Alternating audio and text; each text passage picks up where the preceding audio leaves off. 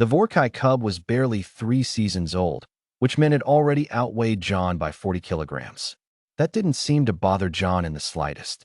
Sarah watched from the observation deck of the xenobiology station as her colleague crouched down in the tall silver grass of Vorcai Prime, making himself small, which, given that he was a stocky man with the build of someone who'd grown up hauling fishing nets, was still not particularly small. The cub stalked toward him through the grass with the exaggerated, wobbling stealth that young apex predators universally seemed to think was invisible. It was not invisible. It was, in fact, the least invisible thing Sarah had ever seen. The cub's striped haunches were wiggling. Its 6-toed forepaws were lifted and placed with theatrical care. Its 3 eyes, 1 gold, 2 silver, were fixed on John with the absolute laser focus of a creature that had decided he was the most interesting thing in this entire hemisphere. Sarah pressed her palm against the observation glass. "John," she said into her calm, "John, it's about to pounce." "I know," John said quietly, not moving. "It weighs 230 kilograms. I know. Its claws are." "Sarah." His voice was warm with amusement. "I know." The cub pounced. The Vorcai were not, technically, friendly. This was the polite way that the Galactic Cooperative's xenodiplomacy files described a species that had, in the past 4 centuries, repelled 3 separate colonial incursion attempts by the hegemony of Greth, eaten 2 ambassadors from the Peluvan Accord, not out of hostility. They simply hadn't understood that the ambassadors weren't gifts of food, and developed faster-than-light travel entirely on their own through what their scientists described as necessary, and their philosophers described as inevitable. The Vorcai were large. They were fast. They had retractable venom spurs along their secondary arms. They ran their civilization through a council of elders who had, on average, survived 70 years of active combat hunting before retiring to governance. They had agreed to allow a human xenobiology station on their homeworld for one reason, and one reason only. They were curious. Humans, the cooperative files noted, were strange. They were soft, slow. No venom, no armored hide, no natural weapons worth speaking of. They had watched humans receive an injury that would have crippled a Vorcai warrior and simply keep going. Bandage themselves with their clever fingers and keep going. They had watched a human female argue with a council elder for 3 hours without showing a single signal of submission, and then share food with him afterward as though they had been old friends. Most baffling of all, a human had, 6 months ago, looked directly at a juvenile Vorcai, a creature that stood at chest height and had already disemboweled a Greth scouting drone and made a sound at it. Not a threat display, not a challenge, something else entirely. The juvenile had frozen. Then it had rolled onto its back. The council had demanded an explanation.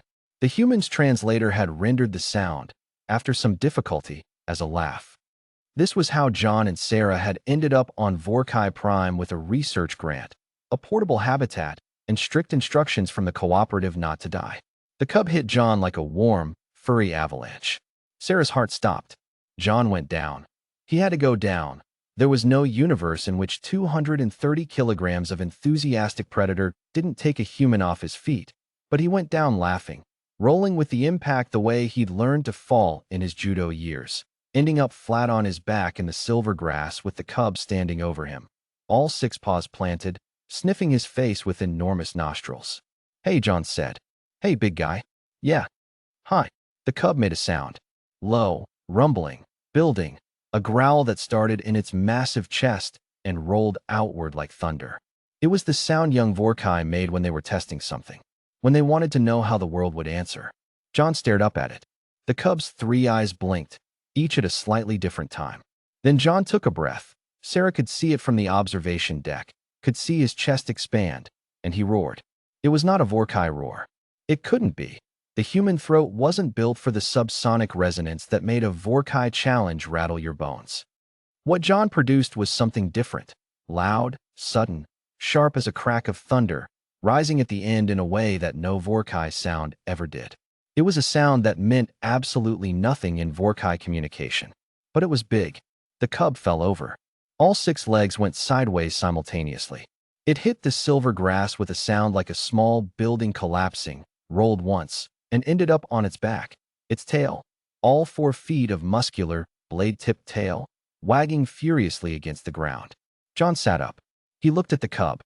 The cub looked at him, upside down, its three eyes bright with something that Sarah's xenobiology instruments registered as elevated play response markers: curiosity, zero aggression. John reached out and scratched the cub's exposed belly.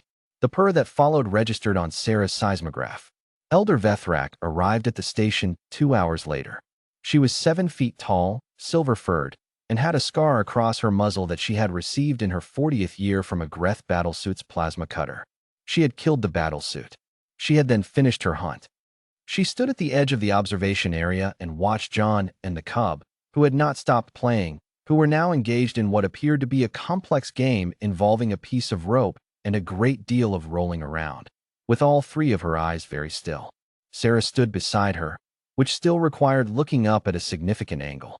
"He is not afraid," Vethrak said. It was not quite a question. "No," Sarah said. "He should be afraid." "Probably," Sarah agreed. "He knows that.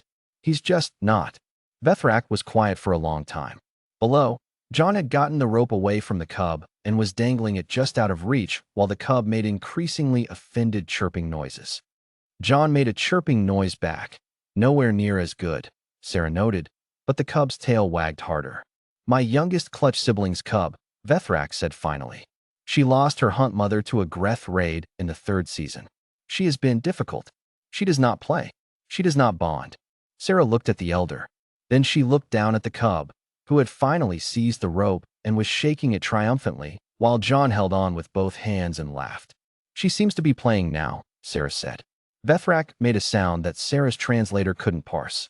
"Then, what is the name of this behavior?" "The sound your male made. The one that caused her to submit." Sarah considered how to explain this. "It wasn't a submission request," she said. "He wasn't trying to make her submit. He was just being big back, matching her energy. Humans do it with cubs of many species. With each other. It's a game." "A game," Vethrak repeated. "Roaring at each other for fun," Sarah said. "Yes." The elder looked at her for a long moment with all three eyes.